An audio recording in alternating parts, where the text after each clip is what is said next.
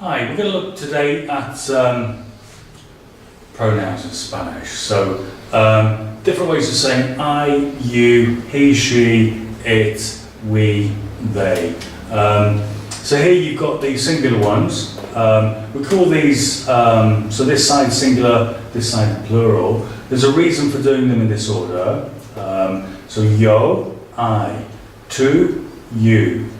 Él means he, ella means she. So we call this the first person. Okay, yo, the first person is me, I. Second person is you. Third person is not you, it's not me, it's not you, it's he or she. So that's the third person.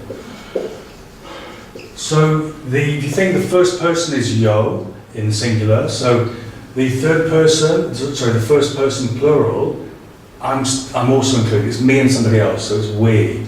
So it's nosotros. Okay, so if it's me and all other males, it's going to be nosotros. If it's all female, it's going to be nosotras. So there's a female version of it, nosotras. What happens if it's mixed, male and female? Well, the rule there is if there's at least one male, it's nosotros, it's the masculine form. So nosotros is all male or mixed, nosotras is all going to be female. Okay, so when you say to one person, you, the plural of that is vosotros. And again, vosotras if it's all female. So if I'm saying you to, informally to two or more people and it's all female, then it's going to be vosotras. If it's all male or there's at least one male, then it's vosotros. Okay, so the third person, he, él, the plural of that is ellos, they. And ella meaning she, and the plural of that is ellas. And again, you only say ellas for they when it's all female, and ellos when it's male or there's at least one male in the group. So you always do it like this. With most of the languages that you learn, English included. Obviously, English doesn't have different forms of you; only has one. But it follows this system. But there are more pronouns to add to this.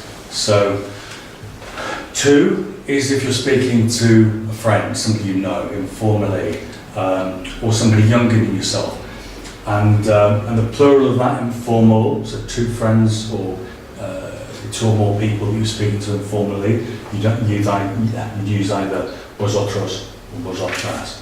But imagine you're speaking to somebody formally in a work situation or somebody you don't really know. You're supposed to use the formal kind of register.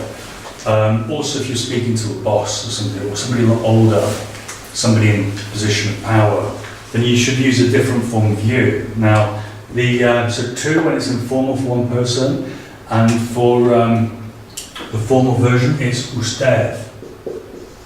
And then the plural of that is ustedes.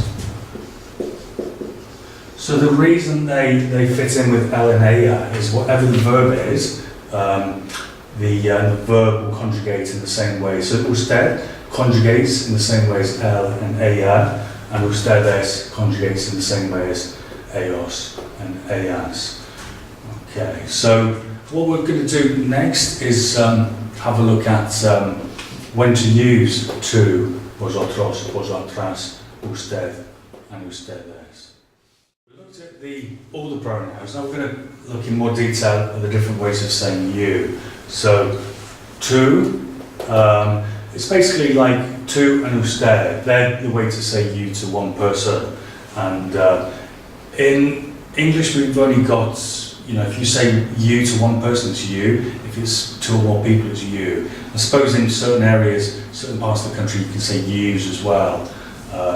So you've got the kind of plural versions, like similar to when we say yous. You've got vosotros, vosotras, and ustedes.